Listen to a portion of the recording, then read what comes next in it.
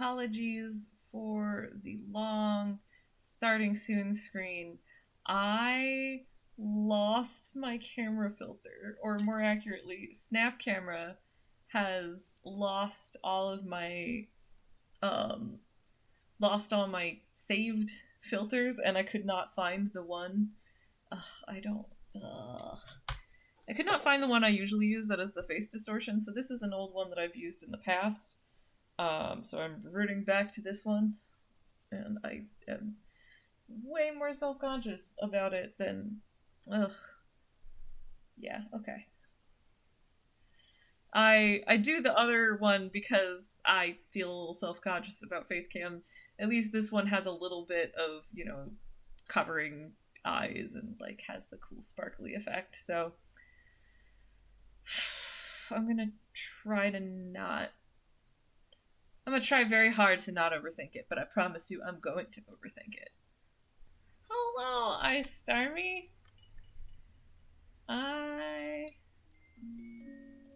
kind of lost track of my normal Snapchat filter, so I have a different one today.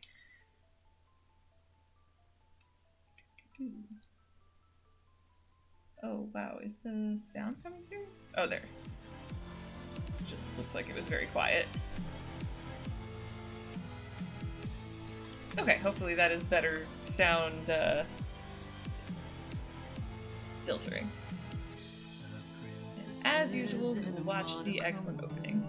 Working from the side through her lonely eyes, it reflects the ocean and stars, but her cry echoes around the simple loss of love in her heart, making this so fairy tale alive. Oh, I do look forward to those two roots, Fritz and Waltz. Those are the last two, the locked ones. Almost there.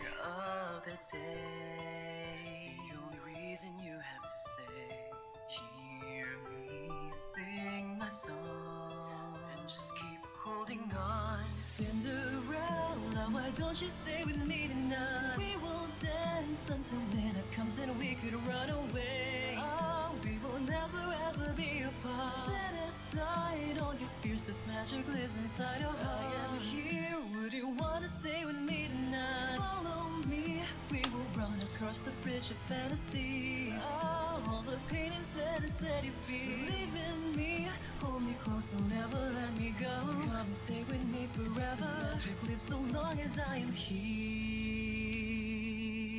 Alright, so let me know if anyone needs a game recap. I do heavily recommend going back and watching the previous VODs if you were not caught up, just because this is such a heavily story-based game. But I'm also happy, I've done it before, I'm happy to give recaps as needed. But yeah, so we are on chapter 4 of Rumpel's Route. So far we have discovered that he was, before his memory loss, he was a doctor, and he's achieved one of his 3 journal entries that he needs for to regain his memory, to break his curse and regain his memories. And finally, in chapter 3, getting into the route proper, has finally shown some redeeming qualities, because he, let's just say, was not my favorite starting out. Alright.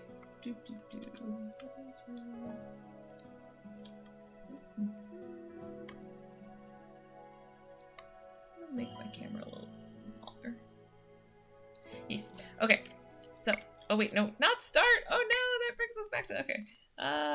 Yeah, here we go. No, that's save. We want to load. We want to load at Rumpel chapter 4. Yes, I want to do this. And chapter 4, a compliment's value. Oh, I mean, Box Puppy, to be fair, you can still give me a visual novel recommendation. Like, I'm gonna be playing through Cinderella Phenomenon till I'm done, but, like, I'm gonna play other visual novels. I don't really have any plans to stop streaming anytime in the foreseeable future, so absolutely happy to take recommendations. Alright. So this is another one of those flashbacks, which means the typical content warning applies. Emotionally abusive, gaslighting parent. This is only in flashbacks because her mother has passed away as the beginning of the series. Alright, mother. You waited, but the children didn't come, did they? Lucette. They promised they'd be back today. We even crossed pinkies. Mother. Promises are futile, dearest heart. Lucette. But... Mother. I've told you before, and I'll tell you again. People are selfish creatures. They will always put their own well-being before others. No one does anything selflessly. To put your trust in someone is weakness, Lucette. Even those that make promises will only keep them if it benefits them. And you, my sweet, were obviously not beneficial to those children. Lucette. So, they didn't like playing with me? Mother. No, they did not. Lucette. Silence. Mother. Come here, darling. You do not need those other children. The two of us can play together as we always do. Oh, Box Puppy. Okay, that makes a lot more sense. The reason is because the visual novel was discontinued and has been deleted. Oh, okay, yeah, that's too bad. That's always a bummer. Anyway, oh goodness, little Babby Lucette. I can always trust you, Mother? Mother. Of course, my love. Nope, no you cannot. No, you cannot always trust your mother.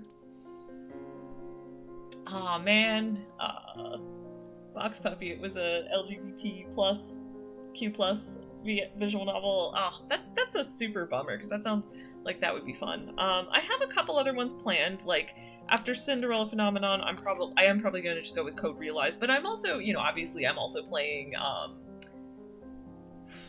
wow, Scarlet Hollow on, you know, the weekends where I'm available, and I have some other visual novels, like, after I'm done playing with a couple of playthroughs of Scarlet Hollow, I'm thinking I might use that time to start Arcadia Fallen, which is another good LGBTQ plus visual novel. So, aw, well, at least all the roots have been archived, so it still kind of exists in the world. But yeah, it's always a bummer when games like shut down and just aren't available anymore. Anyway, my head feels foggy. Maybe it was because it took me forever to fall asleep yesterday. And then, to make things worse, I ended up having that dream. Lucette, thinking to herself. Mother, you are the only one I can trust. Right? No, your mother was terrible and bad to you. I slowly slide out of my bed and make my way over to my dresser. The little bag is still where I left it last night. I open it up and let the little white chocolate lily fall into my hand. Lucette, thinking to herself. Is he really trying to help me?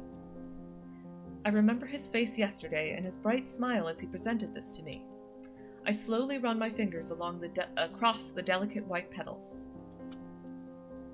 Oh yeah, Box Puppy, all of the red flags I assume you mean about her mother. Yeah, nah, her mother is full of red flags. Oof, it's real bad. Lucette, thinking to herself. He couldn't have known lilies were my favorite flower. There is no reason to be sentimental about something like this.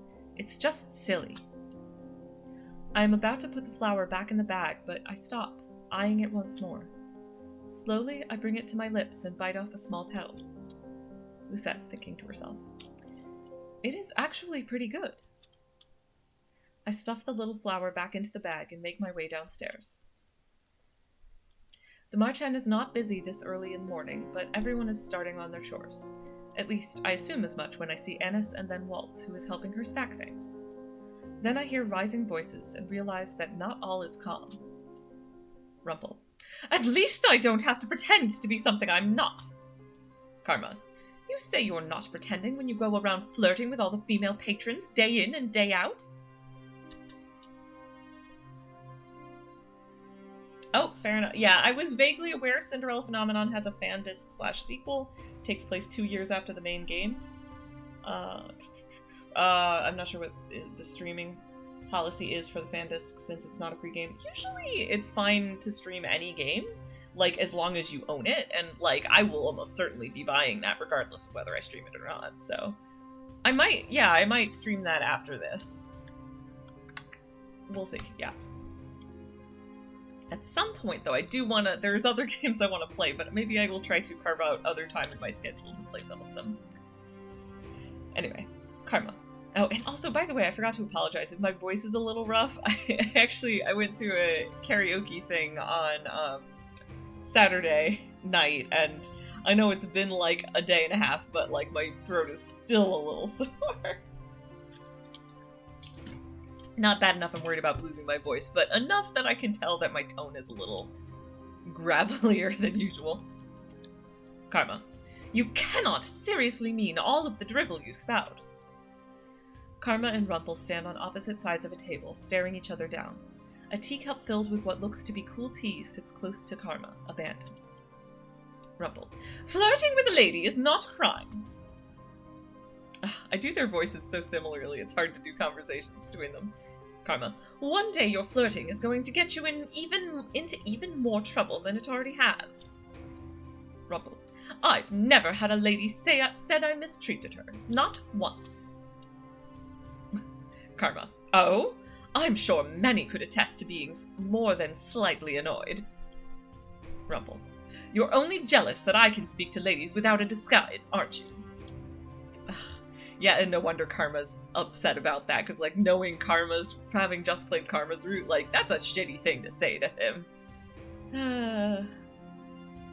Okay, yeah, Cinderella Phenomenon Evermore. I've seen it on Steam, and I figure I'll finish Cinderella Phenomenon first, and then I'll go get that, but yeah, so I will. Karma being prophetic. Yeah, I could see that. Karma, shocked. Karma slams his hand down on the table, shaking it. The tavern grows quiet. Waltz looks over, his eyebrows furrowed with worry. Karma. If you make so much as one more comment about my curse... Rumpel. Then stop making comments about how I speak! The two continue to glare at each other. It almost looks as if Karma might circle the table and slap him, but the fight freezes as Jurian strides up to the two men. Jurian. It's too early for the two of you to already be at each other's throats. Rumpel. But he started it! Karma. All I did was make a comment. He was the one that picked a fight. Yeah, to be honest, it was not hard to imagine that Rumpel would get in trouble. Yeah, if anything, I'm surprised that he hasn't gotten into trouble, like, already. That he hasn't had more problems than he has. Rumpel. There you go again, twisting words. Jurian stomps on the ground. The two men once again turn to look at her. Jurian. It's my job to break up unnecessary fights, and I will do it. If you two must continue fighting, go do it somewhere else, like the forest where you can't disturb anyone. Both men turn away from each other, obviously agitated. Rumpel's expression is cloudy as he makes his way over to the bar to begin helping set up the tables. Jurian notices me watching. She waves at me with a terse smile on her face. Jurian. Sorry you had to wake up to that, Princess. I shrug as I make my way over to Mr. Broom. Lucette. It is like waking up to two children arguing. Jurian. Agreed wholeheartedly. Jurian sighs before looking at me thoughtfully. Jurian. Maybe you could have a word with Rumpel later? I have no idea how their argument even started, but maybe you can get to the bottom of it. Lucette. I am not a babysitter. Jurian. But I'd heard the two of you were partners? Lucette. Silence. Jurian. Anyway, hopefully this doesn't happen again. Good luck with your work today, Princess. Oh, yep, that's also true. Karma was talking from his own experiences, as we know darn well from his route. Jurian walks off, vigilant as always. I notice Garland looking at her from the bar, a slight frown on his face. I start working around the tavern, starting first with the cleaning and then with the stacking. Delora makes snide remarks about my slowness as I work, and I try my best to ignore her, while occasionally throwing her insults back at her. Okay, to be fair, maybe that's just, like, gonna be how Delora and Lucette are friends, and that becomes more okay if both parties are kind of on board and are able to snipe back and forth, but I still feel like Delora started off way too harsh. Lucette thinking to herself. It is as if she has nothing better to do. The door to the tavern opens, and Parfait steps inside with a bright smile. She looks more energetic than usual. Lucette thinking to herself, I wonder if this is because of Rumpel's medicine suggestions. Later, I manage to catch Rumpel when the two of us are both on break. He looks pleased to see me until I mention Karma. Lucette, why were the two of you fighting earlier? Rumpel, what a sad day it is. Nah, that's more how I do Karma's voice. Oh no. Yeah, frenemies, exactly. I could see Lucette and Delora making surprisingly fun frenemies. I am definitely mixing up my Rumpel and my Karma voices. I'm doing my best. What a sad day it is that the princess talks about another man to my face. Lucette, just answer me. Rumpel, I was getting ready for the events of today, as always, speaking to the lovely women who filter in and out of this place, when the beast appeared behind me. Lucette thinking to herself, even his insults are dramatic. Rumpel, your flirting is distracting me, he proclaimed. Lucette, well, your flirting is annoying. Rumpel, but all I'm doing is complimenting women. I'm not impeding anybody's work. I thought the only reason he was calling me out on such a thing was because he was actually jealous. You should have seen his scowl. Lucette thinking to herself, and here we go. Rumpel, so I politely told him to mind his business, but he was relentless, and when he continued to insult my demeanor, well, I had to say something back, but I wasn't the one to start the fight. Lucette thinking to herself, I swear they both really do sound like children. No doubt Karma would be blaming Rumpel. Rumpel, Princess, you don't really think I'm so confrontational, do you? Lucette thinking to herself, I think Karma is far more confrontational than Rumpel, but it does not help that Rumpel always snaps back at him. Agreed on both counts with Lucette, honestly. Oh, Rumpel foreshadowing here. Fair enough.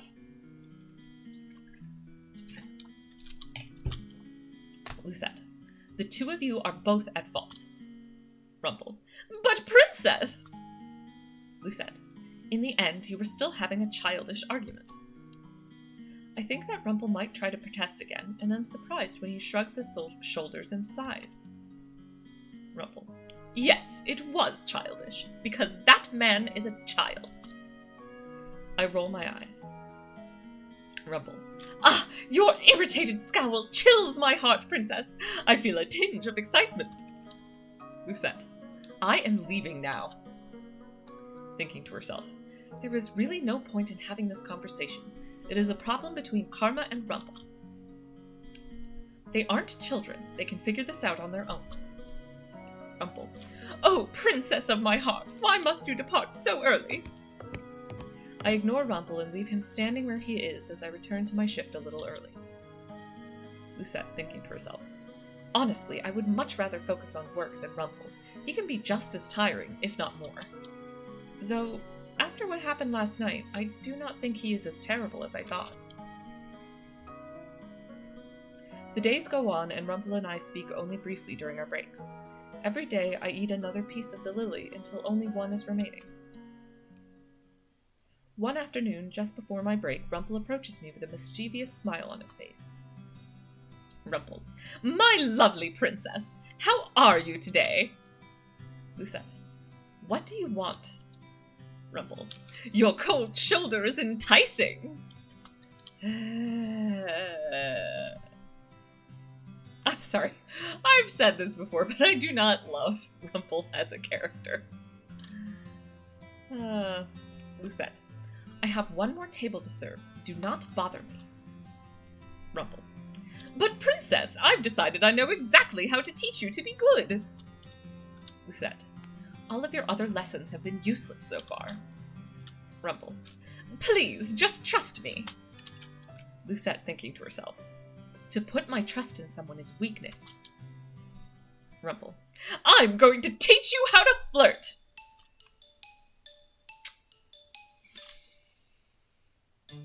Alright, buddy.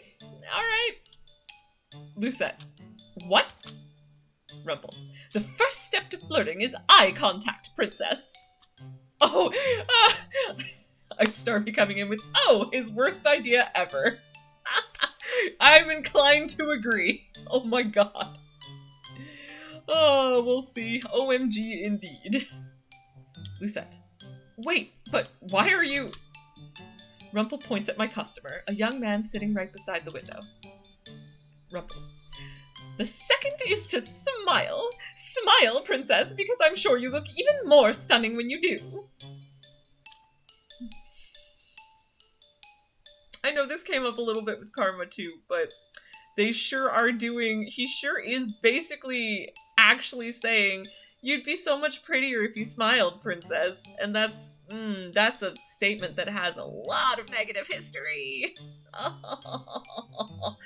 Starby, no, Rumpel, your flirting lessons are not a good idea. Yeah, nah. There is no way this is a good idea. Anyway, Rumpel. Then you start a conversation with him. Oh, whoops. Body language is important. There are certain signals that key men into the fact that a woman is interested in them. I think playing with your hair is one. A gentle tap on the shoulder is another. Lucette, thinking to herself. I should have expected Rumpel to spout this sort of nonsense. Annis. Princess? The customer's been waiting for a while now. Is something wrong? I noticed the customer looking at me expectantly. He's just some man, not a usual customer that I actually see often. Rumpel. Oh, and Princess, don't forget the compliments. Make them as delicate and illustrative as you can.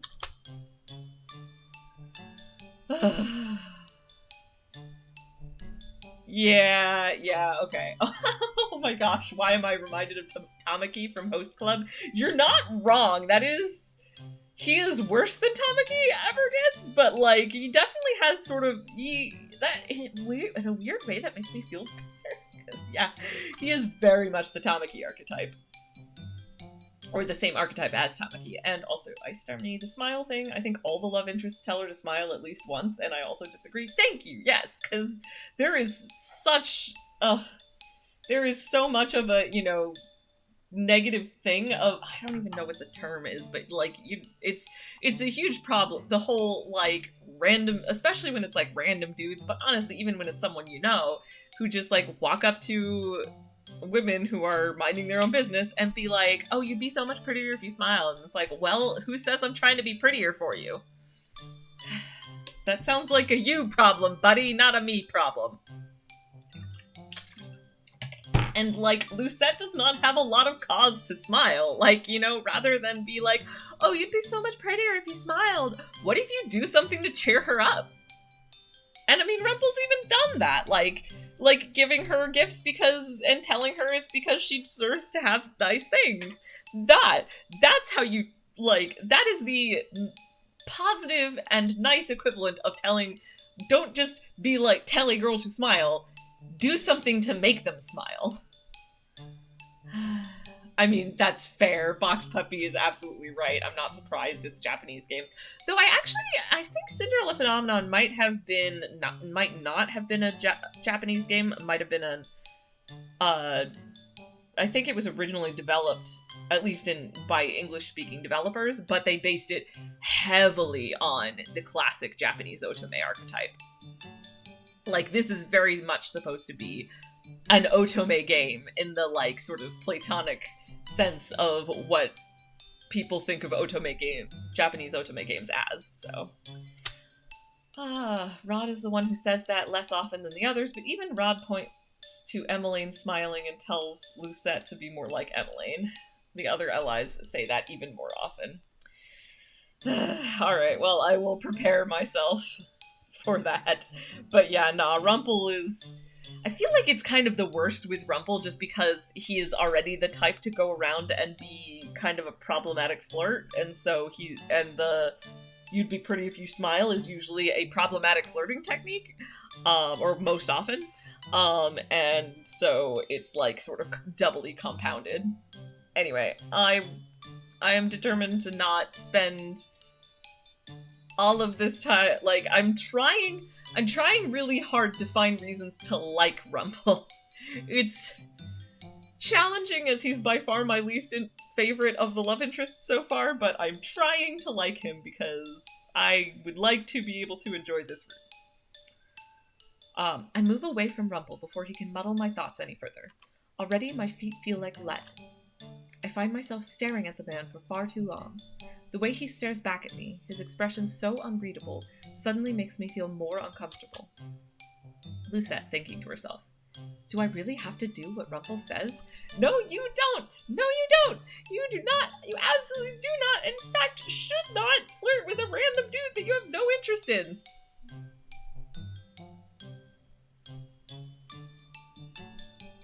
Oh, fair enough. Okay, so yeah, Daisuke, the developer team, is an English-speaking team. Yep, that's what I thought. I stop in front of the man and set down his tray, my eyes still on his. I do not have to follow Rumpel's advice, but for some reason my lips quirk. The smile on my lips, though, lasts all of half a second. Customer. Are you okay? I'm gonna overwrite my save. I do not want to attempt to flirt! I'll be sad if this is the wrong answer, but we'll find out. Lucette. Silence. Customer. Ma'am? My face is hot, but not with embarrassment. The more I think about Rumpel's proposal, the more irritated I become. Lucette. Silence. Customer. Silence. Lucette. It's nothing. His eyebrows fall a little bit as I frown at him. I never smile when I serve food, and everyone knows that. Perhaps for a few moments this man was hopeful. Lucette, thinking to herself. But hopeful for what, exactly? Customer. Thank you for the food. Lucette, thinking to herself. I cannot believe that Rumpel wanted me to flirt with a man I do not even know. Just the thought of it makes me annoyed. I turn to stride away, my feet thumping too heavily on the floor. Rumpel. Ah, princess! Lucette. Leave me alone. Annis. Princess, we're not done. Lucette. I do not care. I ignore everyone's gazes as I make my way as quickly as I possibly can up the stairs into my room. There, I collapse on my bed and lay there with my arms outstretched. Okay, I'm guessing that since I did not get a thing, that was the incorrect choice.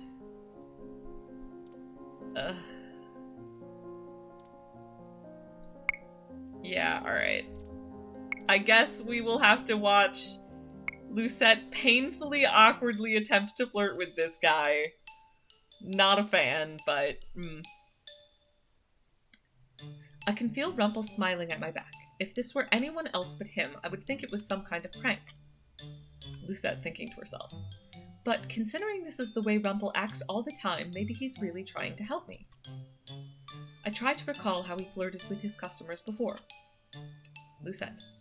I could not help but notice you were alone, sir. Customer. I'm always alone. My heart is thumping far too loudly in my chest. Lucette, thinking to herself. What kind of things does Rumpel usually say? Rumpel. Madam, you are the most beautiful thief I have ever met, for it is you who has stolen my heart and stolen my gaze. Your eyes are more captivating than the stars, my sweet. If I could, I would stare into them forever and lose myself in their majesty. You remind me of a rose with thorns, but thorns are what makes the rose so alluring. Lucette, thinking to herself. All he does is spout complimentary gibberish. I will try to do the same. Lucette. How is it that you would always be alone when you have such lovely eyes? I am intentionally reading Lucette's flirting as very awkward because I cannot imagine her saying that smoothly. The customer stares at me, baffled. I force myself to continue. Lucette. Your eyes remind me of the leaves in fall as they flutter beneath the bright gaze of the sun, and... I stop. The words, nothing more than a shallow lie, make me feel strangely hollow. Customer. Silence. The man is just staring at me, but he looks uncomfortable. Still, I do not think he is anywhere near as uncomfortable as I am. Customer. Ma'am? Lucette. Perhaps you would... My voice trails off. I bite my lip so hard I can taste something metallic. The man's expression is a mixture of awe and perplexity. I immediately turn away from him and walk off. My whole face is hot, and I can feel anger boiling deep down inside of me. Rumpel. Ah, princess! Lucette. Leave me alone! Annis. Princess, we're not done. Lucette. I do not care! Ugh, I do not love the scene where she tried to force herself into flirting with some random guy she has zero interest in. That is really not how... That is so antithesis to her personality, and that in and of itself is not a freaking good deed. And Rumpel is an asshole to put her into that really uncomfortable situation. I ignore everyone's gazes as I make my way as quickly as possible, as I possibly can, up the stairs to my room. There, I collapse on my bed and lay there with my arms outstretched. Lucette thinking to herself, why would I have ever even thought of taking Rumpel's advice? Hours go by, and eventually I realize it is time to help Annis with the night chores. Now I am helping her restock some of the bottles that Waltz and Karma brought back from town. Lucette thinking to herself, I hope Annis does not mention what happened earlier today. I slip out of bed and head down to the main area of the tavern. The room is mostly quiet by the time I go downstairs. Parfait and Delora are talking to each other at a table. Karma passes me by as I walk downstairs. He looks exhausted and oddly frustrated. I make my way over to Annis, who is already putting bottles on the shelves. Annis. Oh, princess! Are you okay now? Lucette. I am fine. Now what did you need me to do? Annis explains how restocking works. She shows me the labels on the shelves and explains that the empty spots are where the new bottles go. Lucette thinking to herself, it is not a hard job, and one I can easily do without thinking too hard. For a while, the only sounds that can be heard in the Marchen are the bottles clinking against each other. Underneath that is the murmuring between Parfait and Delora. I have no idea what they are talking about, but they look serious, so it must be something important. Annis. So, princess, can I ask what life was like at the palace? Lucette thinking to herself, right. She cannot remember working in the palace before. Annis. I don't mean to pry. I was just trying to make conversation. Lucette. I would rather not. Annis. Oh, okay. Eventually, Parfait and Delora stand from their seats and move to another room to continue their conversation. Annis breaks the silence again. Annis. The tavern is nice when it's quiet like this, isn't it? You can hear the sounds outside if you open a window. You know, I kind of like this, because I'm noticing, so in Rod's route you get way closer to, like, Emmeline and Ophelia, because you're around them. And then in Karma's route you get to know Jurian and Garland really well, and it's looking like in Rumpel's route we get to know Annis better. And I appreciate that. I kind of like how it's like spread out so you kind of get all of those experiences without it crowding any one story route. My hands move stiffly, placing bottles on the shelves by label. All I want to do is get the work done and then return to my room. Annis. It was like this at the old palace that I used to work. No, sorry. It was like this at the old place that I used to work. Right, because we just established she doesn't remember working at the palace. Annis continues. I was hired by a rich family to be their maid. Their mansion was a beautiful place. You could hear the crickets if you were by the windows on the bottom floor. Oh. Lucette thinking to herself. It seems like her memory has been twisted by my curse, so she cannot remember working at the palace. All she remembers is working for a rich family. Aww. Aww. Yeah, compared to Ice Stormy confirming, compared to other routes, Rumpel's route has a lot more Annis screen time. Yeah, that's the impression I'm getting. Annis. It was a nice place, Princess. There was a girl close to my age that had a radiant smile. Lucette, thinking to herself. Radiant smile. She must be talking about Emily. Annis. The head of the mansion is a really kind man, and...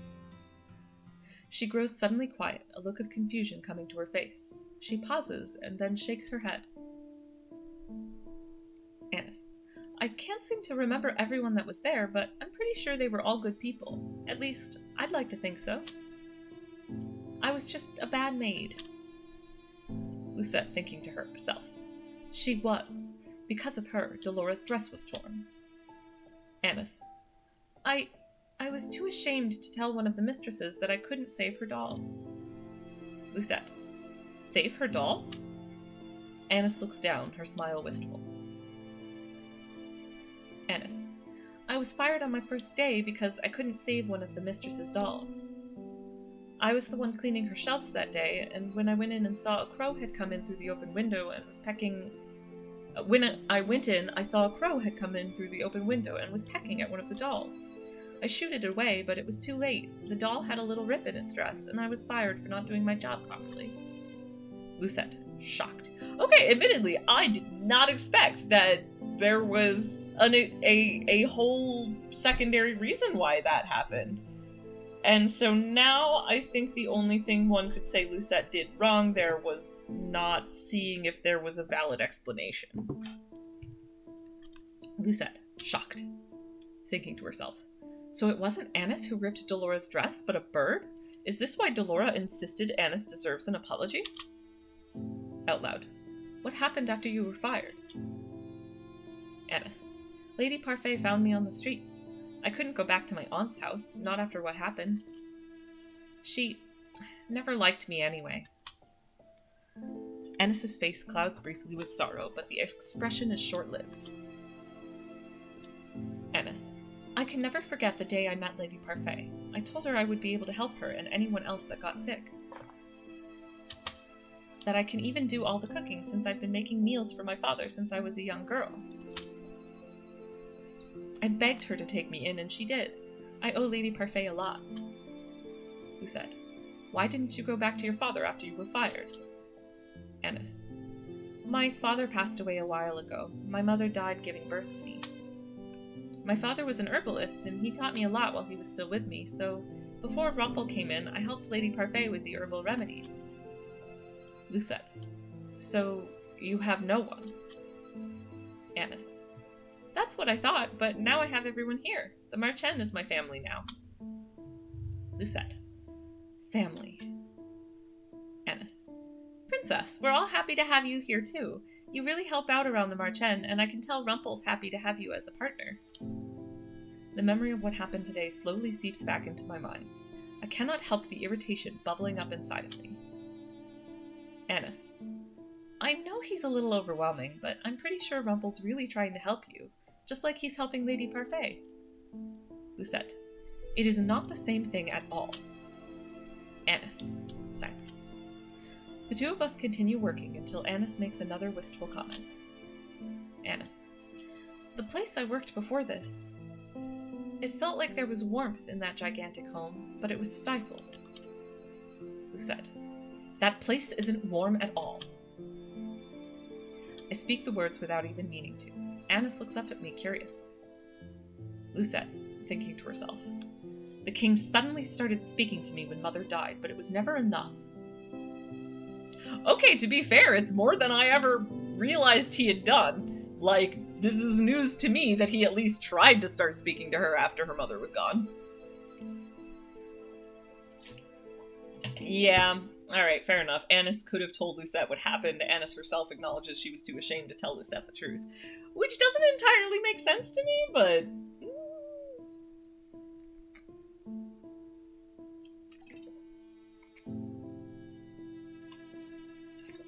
Lucette made assumptions, and Annis didn't correct her, because Annis has clearly not a lot of self-confidence, so... just a silly misunderstanding, I guess, but... Yeah, and the thing is, Lucette would not realize that her mother probably intentionally isolated her from her father, and probably didn't let her father see her. So, like, it's nice to know that he did actually at least try to start talking to Lucette as soon as her mother died. Yeah, Ice Stormy, you're not wrong. It's confusing because in that scene in the prologue, Lucette said he left her alone after her mother's death, and the king didn't deny it. Maybe he kind of vaguely tried to talk to her and she shut him down, and so he stopped trying, and then he feels guilty that he didn't keep trying, and Lucette is like, you should have kept trying? That's entirely possible. And I mean, it's also possible that, like, there was a gap in between, like, he wasn't there for her right at the beginning when, because, I mean, to be fair, I guess I could see how he might have been really busy in the aftermath of her mother dying, since that also corresponded with the end of the war. But, like, and then by the time he actually was trying to talk to her, she had already been like, I needed you, and you weren't there. That's gonna be my guess. Lucette, thinking to herself. Before that, he was cold and distant, and even now he favors his new wife and children over me. Lucette. There were people, but they all wore fake smiles, and my father, he was the worst of all. I may as well have never existed to him. And of course she has no idea that her father was actively isolated, like that her mother was actively isolating her and probably not letting people see her. The game is a bit inconsistent about how much he tried to mend their relationship. Fair enough. And maybe it is different for different routes. It's possible. Each route is kind of like, well, in this version of events, he kind of tried harder.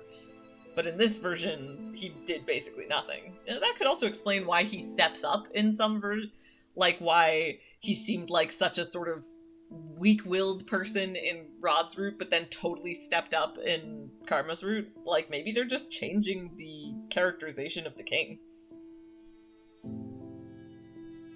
Oh, hello, Johnny One Take. Yeah, so Snap Camera lost all my settings, which also meant losing all of my favorites, and I could not find the filter that I usually use, so I'm gonna have to poke Pukara and Tapao to see if one of them can, like, send me the link for it. But in the meantime, I remembered the exact name of this filter, so I'm using it as my backup. I don't love it. It does enough to sort of be vague about my face, and makes me feel a little better. I'm just not emotionally or mentally prepared to go, like, full face cam without any kind of... Alright, yes. Anyway, and also thanks for popping in, John. Oh, and let me do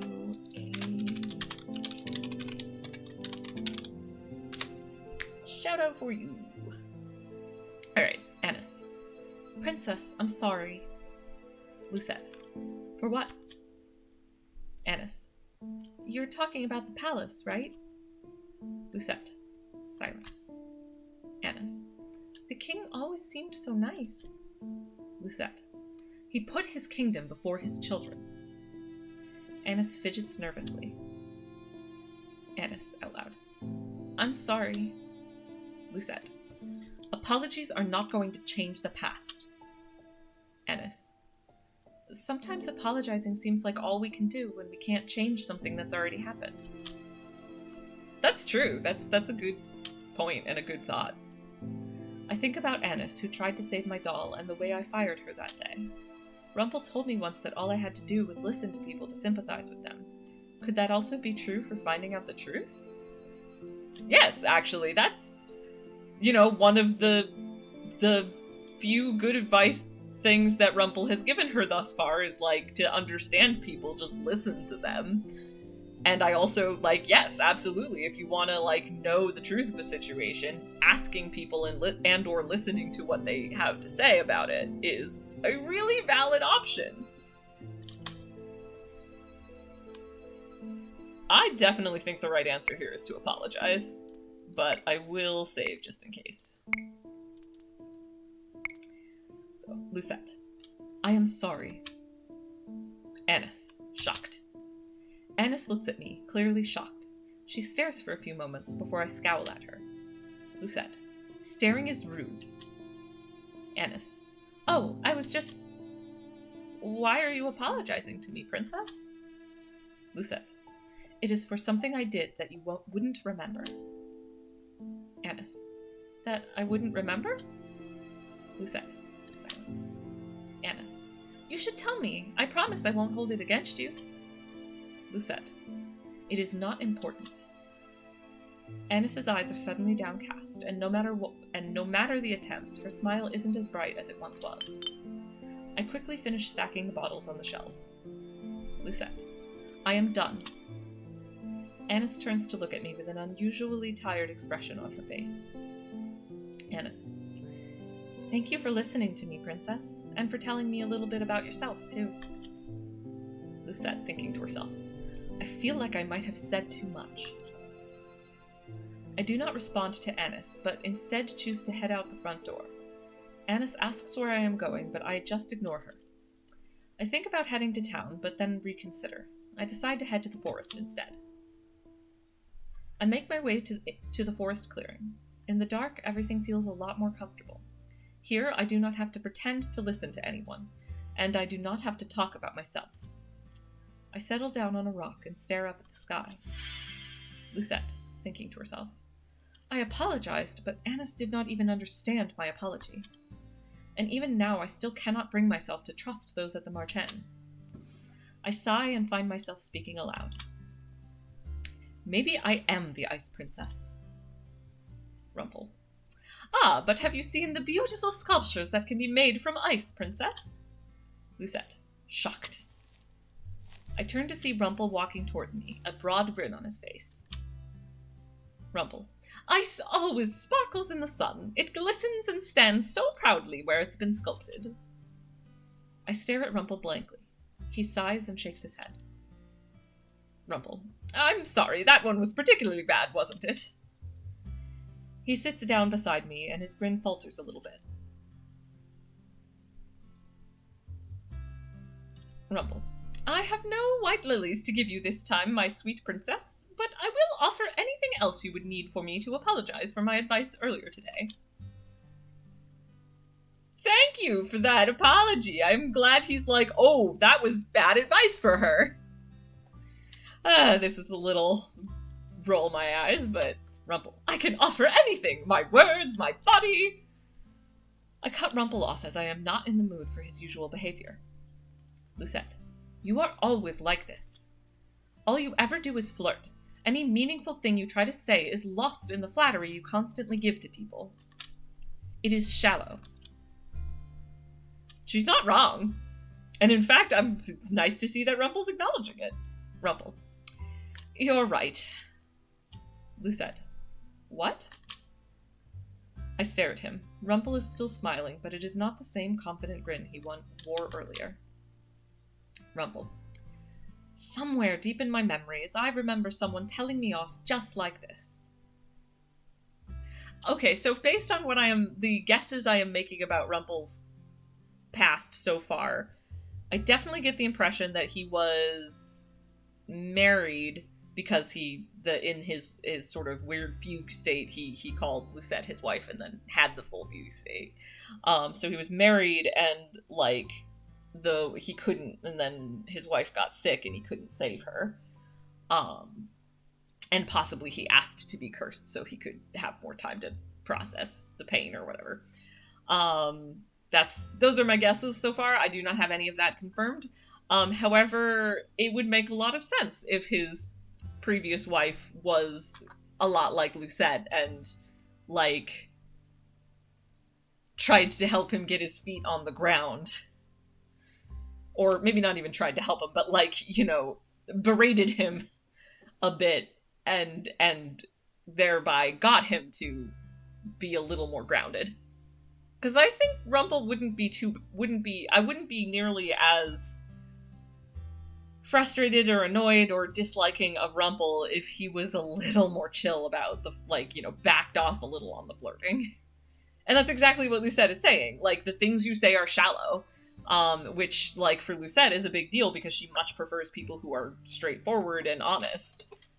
And so it makes sense that she would really not like Rumpel at first because he is not those things. Anyway. Rumpel. Many people enjoy flattery, Princess, and a lot of people are receptive to flirting. But nothing can measure up to a genuine compliment. But I stand by what I said before, in that making a person happy is a good deed. I mostly agree with everything Rumpel said there. There are some people who are going to enjoy the lighthearted flirting, particularly people who know that that's what's happening and are just enjoying it. Like, you can enjoy something on a superficial level, and as long as everyone knows that that's where it is, like, you know, you're just flirting with each other for funsies and there's nothing more to it, like, that's totally valid. I just feel like Rumpel does it with people who are not on that same page with him, and that's where my problem lies. It's not even with his inherent flirtatiousness, it's when he is super flirtatious at people who are, like, not having it. Because it's like, he's not wrong, like, doing things just to make another person happy, like, that's in many ways being selfless, and therefore would count as the sort of good deed that Lucette is trying to get. But yes, so it's just complicated because of how he approaches it, but I'm glad that I am already seeing a huge improvement in, like, there are positive qualities that Rumpel is starting to display, and sensible ways he's starting to act. And here, he even did chill when Lucette said, like, I'm not in the mood, and he's like, yeah, alright, and he like, calms down, and I'm like, if this trend continues, I will appreciate it greatly. Lucette, silence. Rumpel, look, I'll show you. Rumpel shifts so that he's looking right at me, and I notice his smile is gone. Oh, this is a real compliment. I like it. Aw. Rumpel, Lucette, of all the women I have met, you are the most straightforward and honest. Many do not have the courage or the confidence to exhibit those qualities. And that's why I admire you, and why I will always take your words to heart, because I know you will always speak the truth. I look into Rumpel's eyes, which still have a gentle shimmer despite the darkness. That was really good! Thank you, game writers! That went a long way towards, like, making me like him more, right there. Yeah, and Ice Army, how can he be so sure that all the women he flirts with understand, and I agree with this non-serious flirting? Like, yeah. Yeah, he needs to get a lot better about choosing, like, who and where he does that shit with. But, like, he's not wrong here, and, like, him giving Lucette an earnest, genuine compliment on, like, a quality that is, like, a really good quality of hers, I'm here for it! I wish you to be more like that all of the time, Rumpel, and then Lucette wouldn't dislike you so much, and I wouldn't dislike you so much. Maybe my tastes are just similar enough to Lucette's that I'm just, like, not having Rumpel's nonsense. Yeah, and Ice Stormy, I agree that it's not much of a problem if both parties know it's not serious and agree with it, but I'm afraid that some of the women might think he's serious. Yeah, and that's exactly it. He keeps saying, oh, well, it's fine to make people feel happy, and it's like, some of the stuff he's saying is absolutely true in the scenario where both parties are on the same page. But he is also really clearly not stopping to check in with everyone that he's flirting with to make sure they're on the same page. Yes, Box Puppy getting more Atomic-y vibes. Yeah, you're not wrong. Yes, and Ice Stormy agrees. For once, he gave Lucette a good compliment, and it was really nice. And I'm like, that was a very nice point in your favor, Rumpel. Thank you for doing good, nice things that make me like you more. I look into Rumpel's eyes, which still have a gentle shimmer despite the darkness. For a few moments, his words float around in my head. Lucette, thinking to herself, no one has ever called my bluntness honesty before. and no one has ever complimented me for it. Rumpel told me before that I deserved to be spoiled. Maybe it's because he sees the things I do in a more positive light? Rumpel. My, you're struck speechless by that, aren't you? You look cute with your cheeks so rosy, my sweet princess. He's right back to his bullshit. I mean, at least here, like, with Lucette, it does already seem like he's actually quite genuine in his interest for Lucette. It's just there's a lot of other women he's been still flirting with that he is definitely not interested in, and just... Flirting with women that you're not interested in and not making sure that they know you're not interested in them is a really shitty thing to do and can cause massive problems. This is a thing I have seen happen to people in real life. Right, Ice Stormy? Don't ruin the moment, Rumpel. Anyway. But again, super here for the genuine compliment he gave. I glare at him, and Rumpel just laughs in response. I put a hand to my cheek, suddenly self-conscious. Rumpel smiles at me, but it is not the usual playful smile. Lucette, thinking to herself. Right now, he almost looks serious. Did he mean what he said?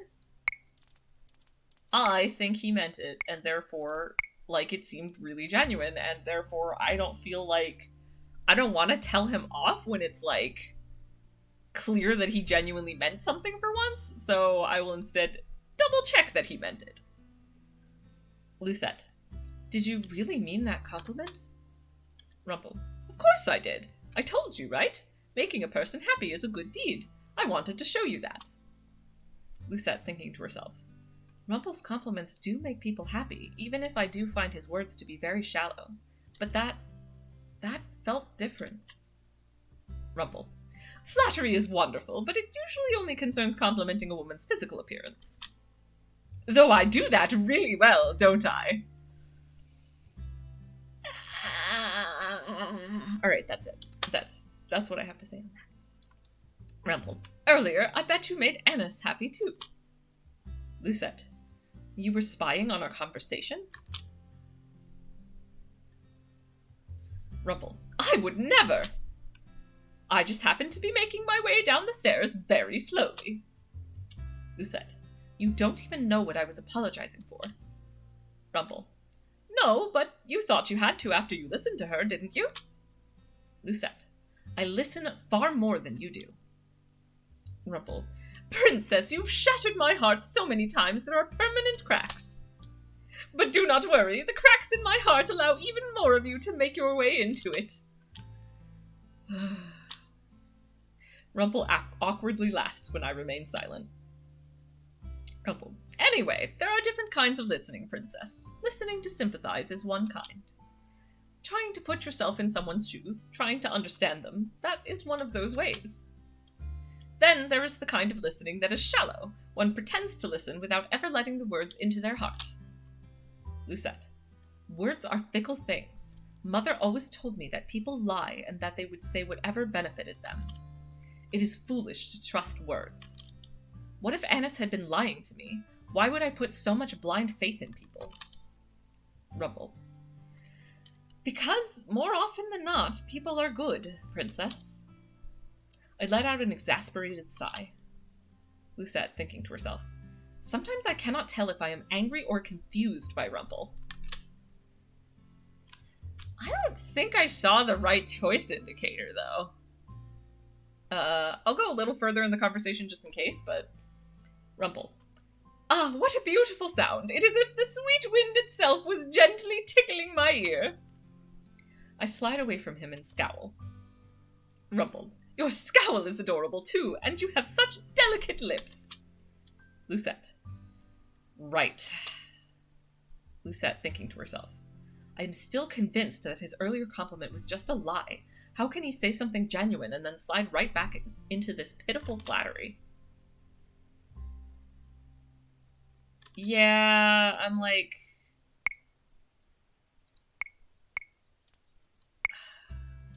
It might be that telling him off is what makes him go, no, really, I meant it. Yeah, let's try redoing that, because I think we've scene transitioned enough, so we'll try telling him off. Lucette. Why did you have to be so dramatic when you gave me that compliment? Rumpel. I was dramatic? I cross my arms and Rumpel grins at me. Rumpel. I can't help it, princess. I am dramatic by nature. A compliment is, in some ways, a performance. I can actually sympathize with that statement a little bit. Like, I am also someone who's a bit performative by nature, and I don't do anything like Rumpel does, but, like, I can sympathize. It's part of why I didn't mind Karma. Like, Karma is also performative by nature, and that never bothered me with Karma the way it does with Rumpel, because Karma never applied it the way Rumpel does. It's like the flirting that's problematic, not necessarily the way he does it, if that makes sense. Like, it's who he chooses to do it with and how he chooses to approach the whole thing is the problem, in my mind. So I can sympathize a little bit with, like, just having an inherent flair for the dramatic. Lucette. So you did not mean what you said. Rumpel. Shocked. No, I did. I swear I did. I was trying to show you how to make a person happy. How making a person happy could be a good deed. Complimenting a person on appearances is easier than complimenting them on their demeanor. You have to know a person for that. Lucette. Shocked. Yeah, yep, okay. So he doesn't just say he meant it like he does if you ask him directly. If you tell him off, he's like, no, let me explain how you can know that I meant it.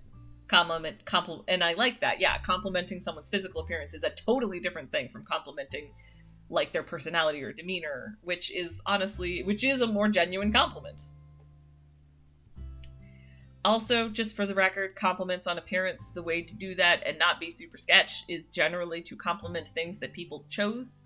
Like, I do not love the idea of someone complimenting, like, there are a lot of parts of me that I'm like, could you not, if you compliment on it, because you never know what someone might be sensitive about. But if you compliment me on my hair, like, I obviously, like, went to a salon, got this, like, or maybe not went to I obviously quite intentionally got my hair dyed wacky colors and cut in a style I liked. Therefore, it is a choice I made. And I would be perfectly comfortable with people being like, nice hair, because I'm like, yeah, I made my hair nice. And, like, I mean, I would not mind being complimented on my eyes because I actually like my eyes, but you never know. Someone else might just have, like, some weird dysmorphia about their eyes. And so you really have to know someone before you can get away with making physical appearances comments that are not about something someone chose for themselves without risking being a total asshole. Anyway, sorry. I have a lot of opinions about about Rumpel and flirting, so that is going to continue to be a common topic for discussion during these streams. At least for Rumpel's route. Rumpel.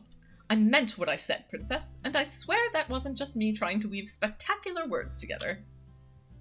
Earlier, I bet you made Annis happy too. Okay, and then this is gonna be that whole bit about Annis again, so we'll just skip that. And doop. For a moment, silence falls, and I find to my surprise that it is not awkward being alone with Rumpel. Rumpel. Will you accept my apology for earlier? I promise I'll never try to get you to flirt with anyone ever again. Besides, if you flirted with another man and then grew fond of him, I would be devastated. Lucette. That would never happen. Rumpel. You didn't let me finish. I was going to say that I would be devastated because that would mean that your heart belongs to someone else and... Lucette. My heart belongs to no one. Rumpel. I will steal it, like a thief in the night. Lucette. That will also never happen. Rumpel.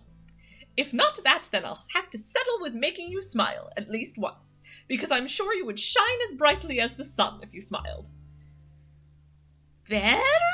Technically? That's not just saying you should smile. That's saying I will do something to make you want to smile, which is definitely better. Yes, Brock's puppy, bruh. Indeed. I do think that about Rumpel a lot. Like, bruh. What to do? What? Why? Anyway. Lucette, you are unreasonably persistent. Rumpel. Love is a persistent endeavor, princess. A man in love stops at nothing to win over the woman that he so adores. Okay, now this one is I'm breaking for a PSA. Persistence like this is not actually attractive. If a woman seems deeply uninterested, or if you are really actively flirting with a person and they seem deeply uninterested in you, that is not a sign that you should keep trying harder. That is a sign that you should respect their wishes and back the heck off. Persistence is not an attractive quality. And it's not just not an attractive quality, it's a super problematic quality. Because, like, do you really want the person you like to feel pressured to, like, go on dates with you or whatever you have tried to pester them into? I mean, you shouldn't. Yes. And, like, that's the other, like, someone being that persistent is very concerning because, like, and similarly, if you're on the receiving end of this, you do not have to go, go out with someone or go on dates with them or do anything with someone just because they have continued to pressure you into it. If you don't want to do a thing, don't do it. Like, it's shitty of them to be persistent, so I am much more gearing this PSA towards don't be persistent like this. It's not cool. But also, like, don't be browbeaten by persistence. It's okay to say no. Yeah. Box Puppy happened to a friend of mine. It did not end well. It rarely does.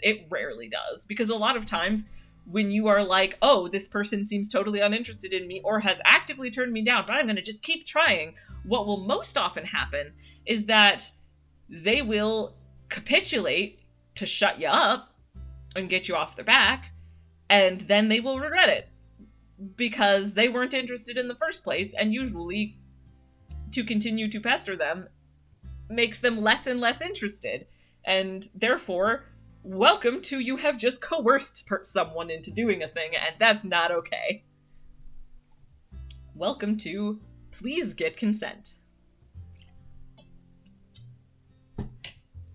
Anyway, so felt very strongly about giving that particular PSA.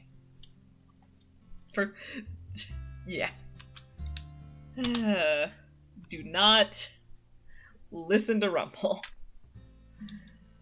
Lucette. Then you must be in love with many women. Rumpel. Shocked. I stand up. Lucette. I would appreciate you just complimenting me when you mean it. Rumpel. But princess, I mean every one of my compliments. Lucette, thinking to herself. I have no energy to chastise him right now, but at least I no longer have that anger inside from earlier. Out loud. It's been a long day, and I am going to bed. Rumpel. Would you like company? Lucette. Silence. Irritated silence.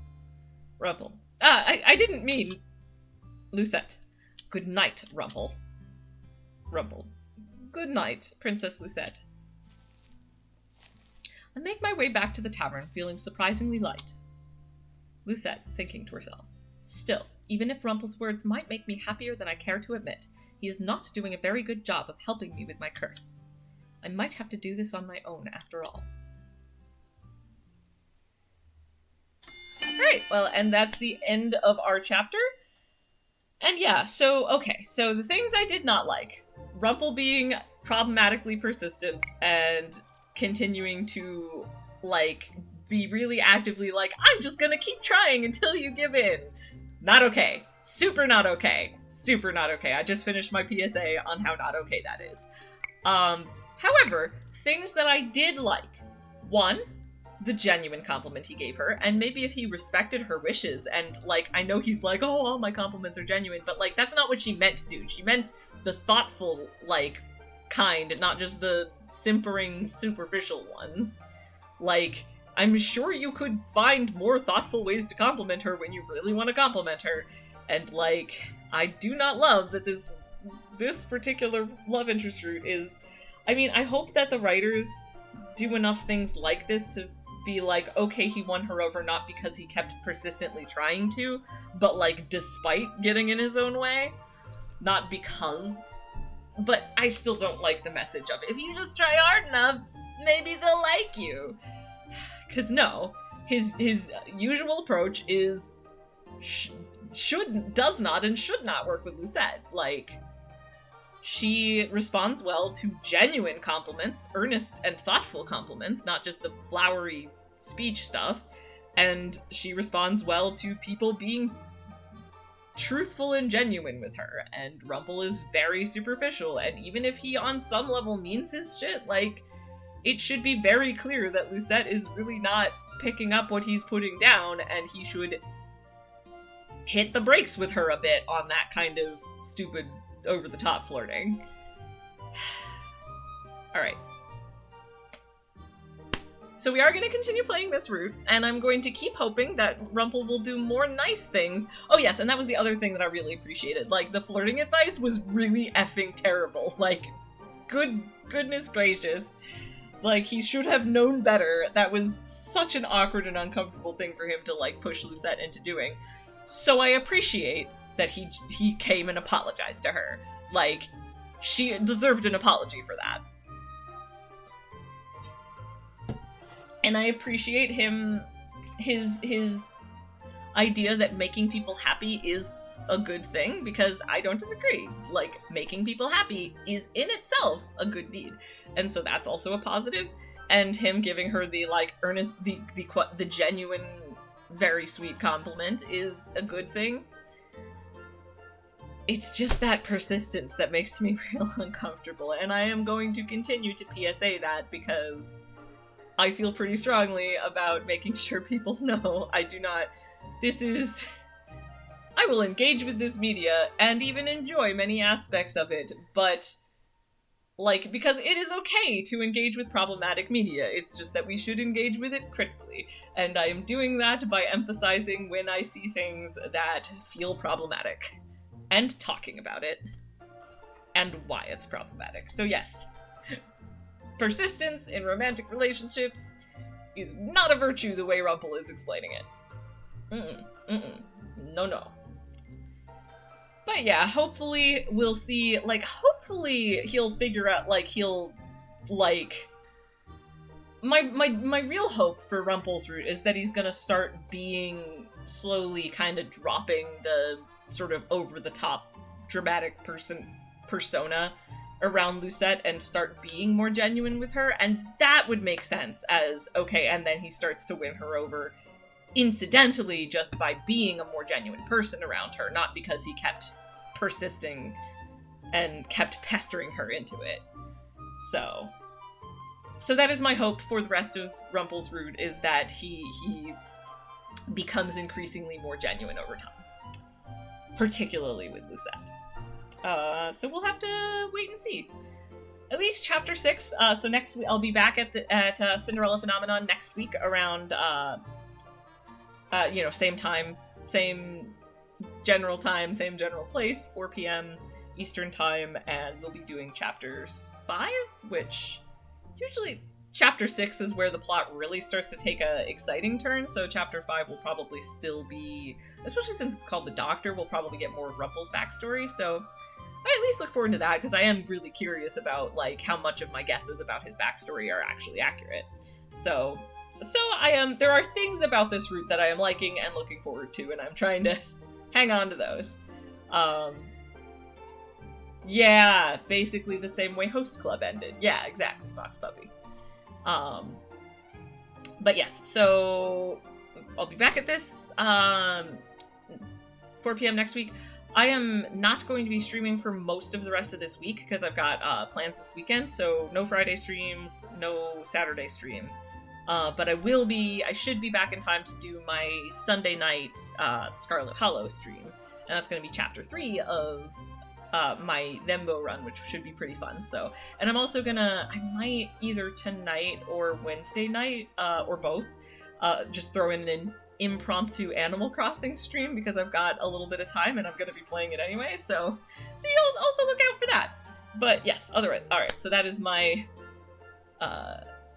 future streams promo done, and yeah, so hope I'll see you all again. Thank you so much, particularly Ice Starmie, as always, for Cinderella Phenomenon, and Box Puppy. I really appreciate seeing you guys in the chat, and have really enjoyed the conversations, and hope to see you again in future streams. Thank you very, very much. I appreciate you all very, very much. Aw, oh, hello, Mom. Talk to you. Ta-ta for now. Yes, that's probably what that stands for. You can watch the VOD if you want to catch the chapter, Mom. I appreciate that you stopped in. And I appreciate everyone who has stopped in and watched, whether you chatted or not. I appreciate all my lurkers. I appreciate everyone who is watching this VOD after the fact. I appreciate everyone. And take care to you as well. And I'm gonna just do a very quick look to see if there is anyone actively streaming that I'm comfortable rating. Oops, I clicked the wrong thing again. I do that way too often.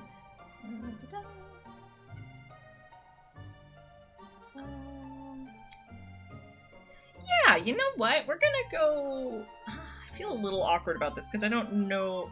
Okay, I'm playing an Otome game, so I think it would be really nice to raid this other person who is... she goes by Blurty Otome Games, and she has a blog, and she's very cool, and I love her reviews, and I rely on them pretty heavily for, like, advice on Otome games, I think, you know, for if I want to play in an Otome game. So, absolutely, you should check her out. So we're gonna go raid her and see how that goes. Let's see, it's Blurty Otome. So yeah, thank you all for hanging around. Hope you'll stop to check out Blurty Otome Games. Oh, in fact, Blurty is very famous in the Otome community. I feel like, I know I am a small streamer rating a larger streamer by doing this, but I like her a lot and, like, would love to send her some viewership, so we're gonna do it. And I will hopefully see y'all later. Bye! Let's see, raid in 2, 1. Raid now!